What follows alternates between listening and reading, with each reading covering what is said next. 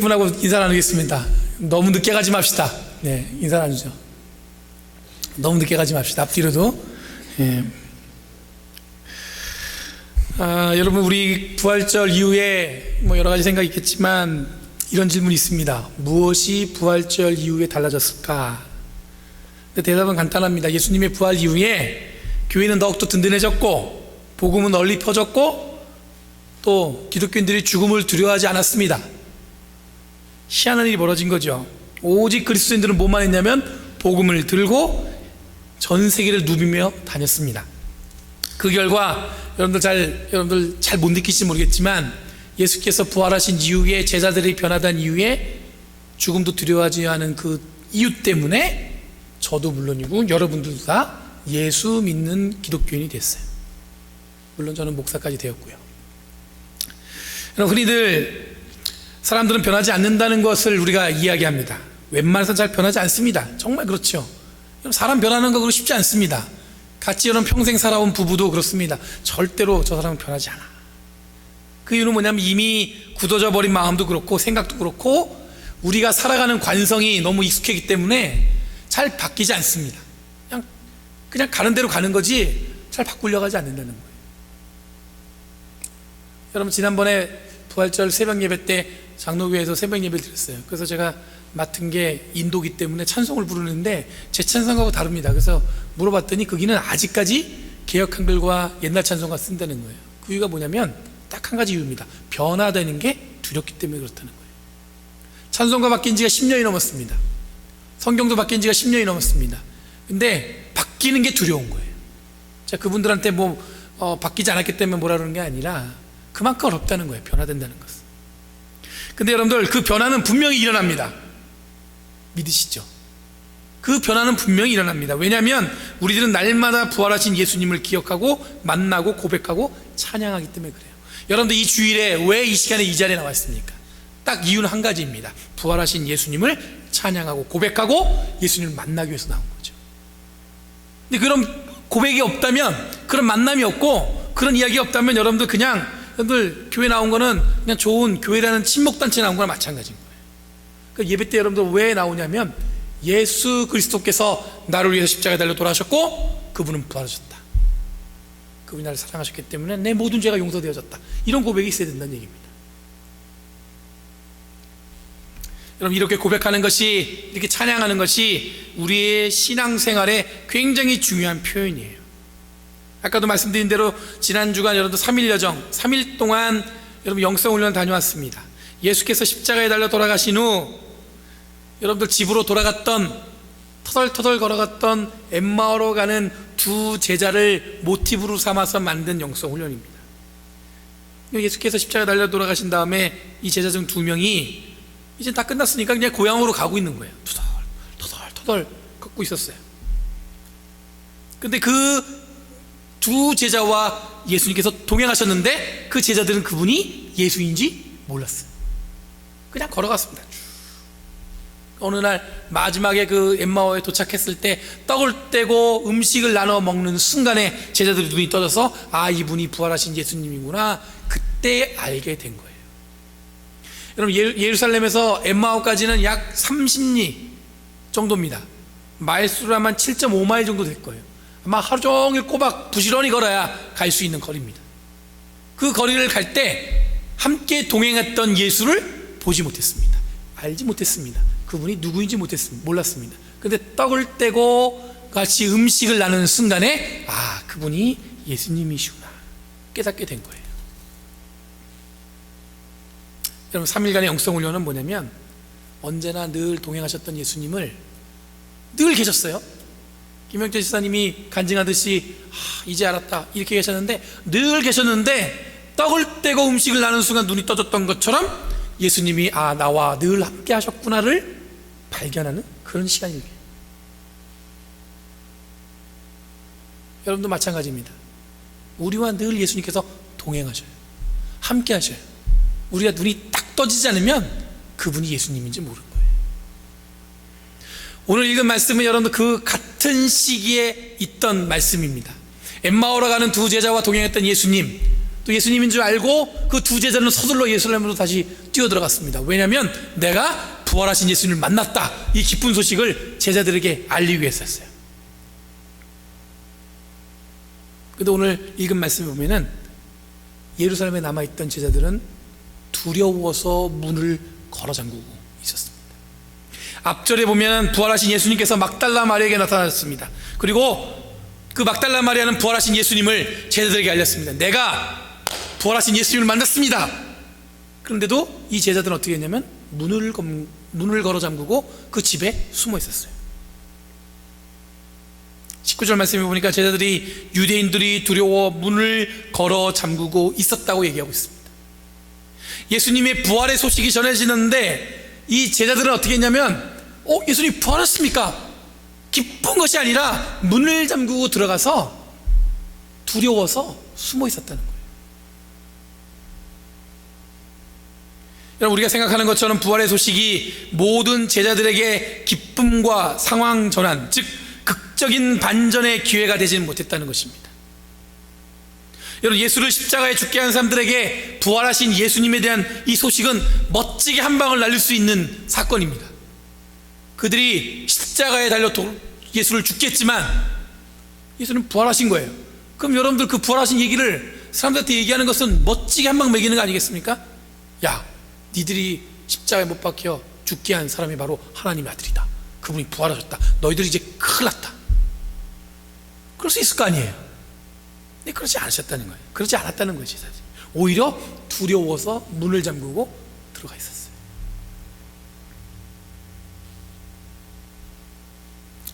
여러분, 여기서 문을 잠갔다는 것은, 여러분, 잠갔다는 표현은 클레이오라는 단어를 사용했습니다. 이 클레이오라는 단어는 뭐냐면 하나님 나라에 들어가는 것이 가로막혔다 할 때 이 가로막힘에 대한 단어가 바로 이 클레이오예요. 그러니까 여러분, 문을 걸어 잠갔다는 얘기는 뭐냐면 하나님과의 단절을 이야기하는 것입니다. 지금까지 그들이 누려왔던 신앙생활의 모든 단절을 의미하는 것입니다. 단순히 문을 잠가서 숨어있던 것이 아니라 그들의 모든 종교적, 어떤 신앙적 이것들이 다 어떻게 된 거예요? 단절된 거예요.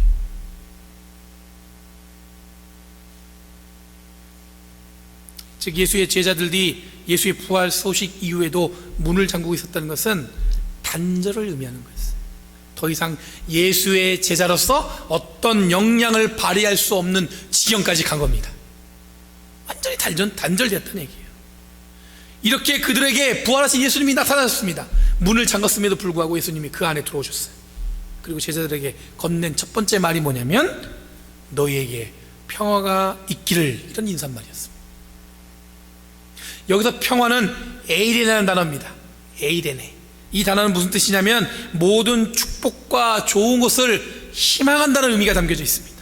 다시 말해서 예수께서 부활하신 이후에 제자들에게 하신 첫 번째 말씀은 뭐냐면 축복이 있기를, 사랑이 있기를, 이런 말로 제자들을 축복하신 거예요. 여러분, 아까 말씀드렸듯이 막히고 단절된 사람들에게 이 복음은 뭐냐면 이 막힘을 뚫어주고 단절을 연결하는 능력이 있는 것입니다. 그럼 복음이 뭐냐면 막혔어요. 하나님과의 관계가 단절됐어요. 근데 그걸 연결해 주는 능력이 있다는 겁니다.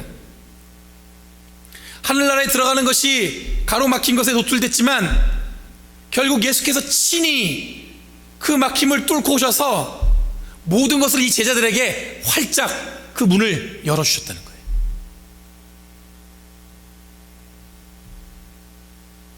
그런데 그 열어주심은 우리들이 기대하는 방식이 아니라 하나님의 방식, 낮아지심, 종되심, 지극히 낮은 자로서 오셔서 그걸 통해 우리에게 이루어주셨다는 거예요.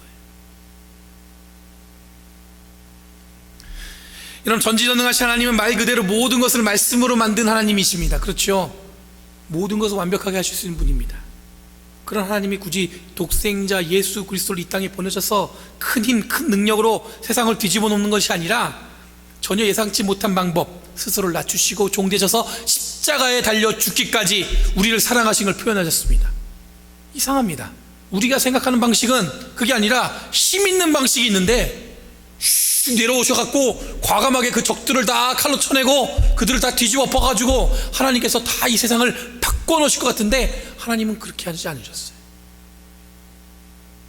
독생자 예수 그리스도 이 땅에 보내셔서 그를 십자가에 달려 돌아가시게 하셨어요.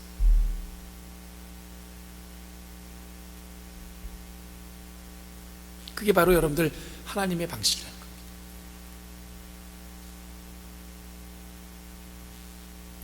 여러분, 세상이 추구하는 힘과 원칙과는 전혀 다른 방식입니다. 예수의 부활도 그렇습니다. 이 놀라운 기적을 확실히 이용하면 순식간에 예루살렘을 변화시킬 수 있었을 것입니다. 야, 니들이 십자가에 달려 돌아가게 하신 예수님은 지금 살아나셨다. 그런데 여러분, 그런 변화는 진정한 예수 그리스도의 사랑과 복음을 전하는 방식이 되지 못했다는 거예요.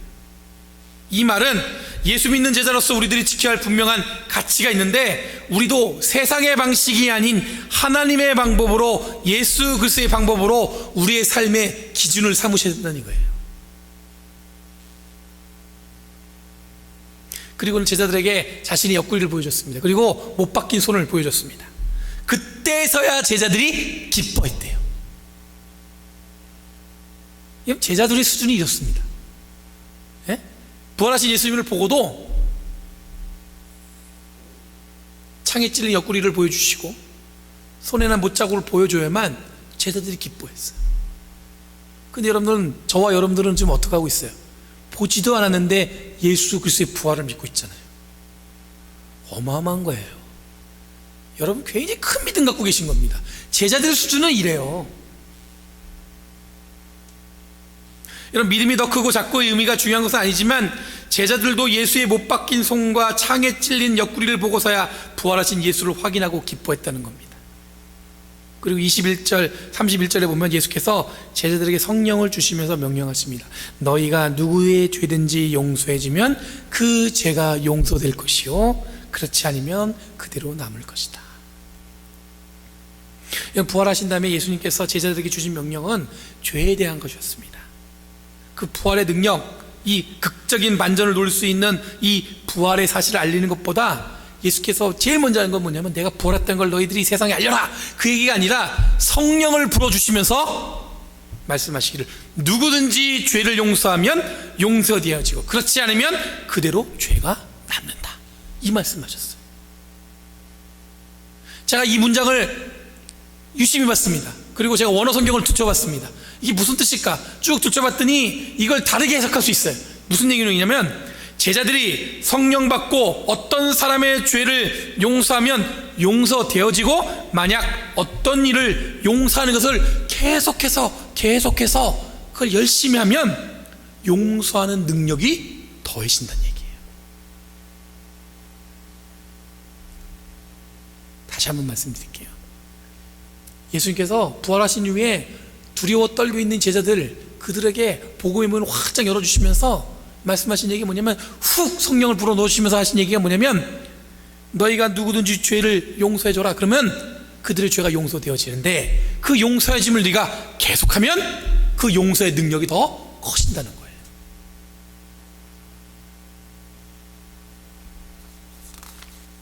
다시 말해서 여러분, 부활하신 후에 예수께서 우리에게 주신, 제자들에게 주신 능력은 뭐냐면 용서의 능력을 주셨다는 겁니다.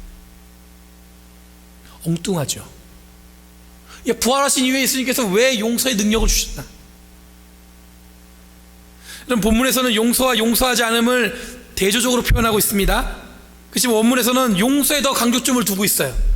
용서가 더해지면 용서의 능력이 더 점점 더해진다는 거예요. 발달한다는 거예요. 더 커진다는 거예요.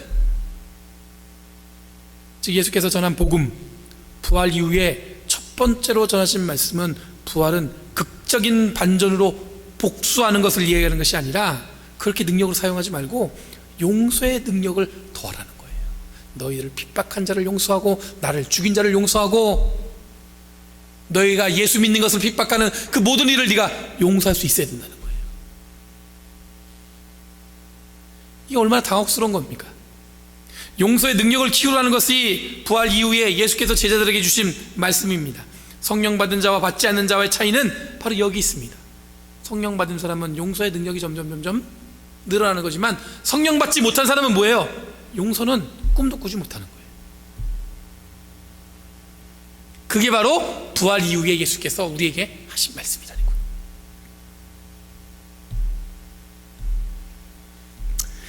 여러분, 그 자리에 있지 않았던 도마가 다른 제자들이 부활하신 예수님을 봤다는 얘기를 하니까 이 도마가 그럽니다. 나는 믿지 못하겠다. 그 다음에 8해가 지난 다음에 제자들이 모인 집에 다시 예수께서 오셨어요. 부활하신. 그 도마한테 오라고 그랬어요. 그리고 똑같이 인사만 하시고는 도마에게 그 손을 이 옆구리에 넣어보고 이 못 박힌 손을 만져보라고 했습니다. 그리고 말씀하신 게 뭐냐면 의심을 떨쳐버리고 믿음을 가져라, 이렇게 말씀하셔요. 이에 도마가 놀래서 나의 주님, 나의 하나님이라고 그러죠. 대부분 우리의 모습이 이렇습니다. 여러분, 우리가 보는 이 제자들도 우리가 별반 다르지 않습니다. 제자들의 수준이 이래요. 기껏 손을 넣어야, 예수님이 못 박힌 손을 만져야 그때서야 비로소 믿을 수 있습니다.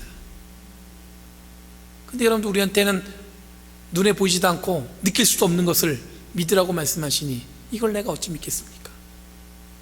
그렇게 말할 수 있겠죠.